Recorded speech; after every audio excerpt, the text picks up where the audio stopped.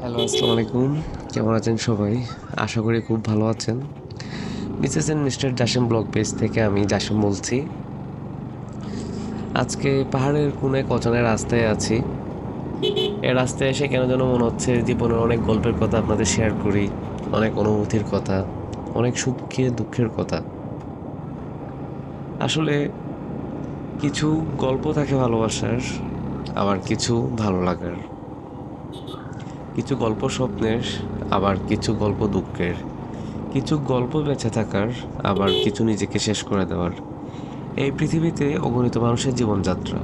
শুরু থেকে চলতে চলতে একটা সময় আসে জীবন শেষ হয়ে যাচ্ছে, ও পৃথিবীর বুক থেকে চিরতরে চলে যাচ্ছে।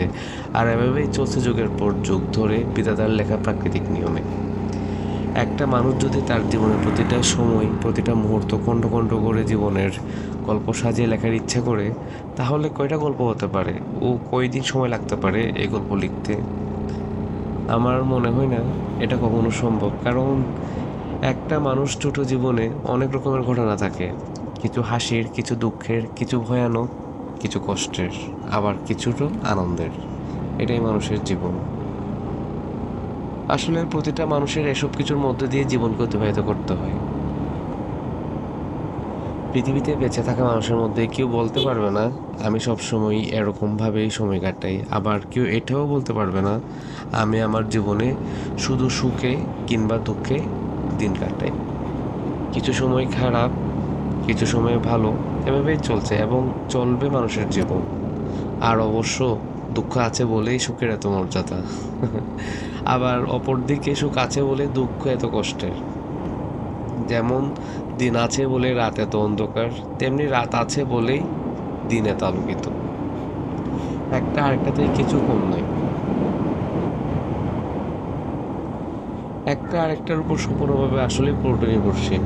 সুখের সময়গুলোতে আমরা যেমন অনেক বেশি আনন্দ থাকি ও সুন্দর কিছু মুহূর্ত কাটাই, ঠিক তেমনি খারাপ দিনগুলোতে কষ্ট না পেয়ে নিজেকে শক্ত করা প্রয়োজন।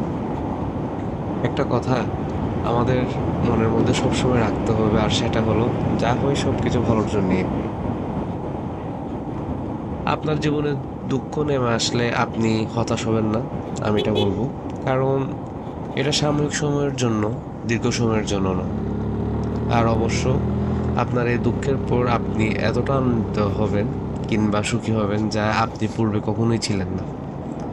তাই আমি আমার ব্যক্তিগতভাবে নিজের অভিজ্ঞতা থেকেই বলবো, কখনো নিজেকে ছোট ভাববেন না ও আপনি শেষ হয়ে গেছেন এটাও মনে করবেন না। কারণ সুখ আর দুঃখ, ভালো সময় ও খারাপ সময়, এ সকল কিছু নিয়ে আমাদের এই ছোট জীবন। এটাকে মেনে নেওয়াটাই আমাদের বুদ্ধিমানের কাজ।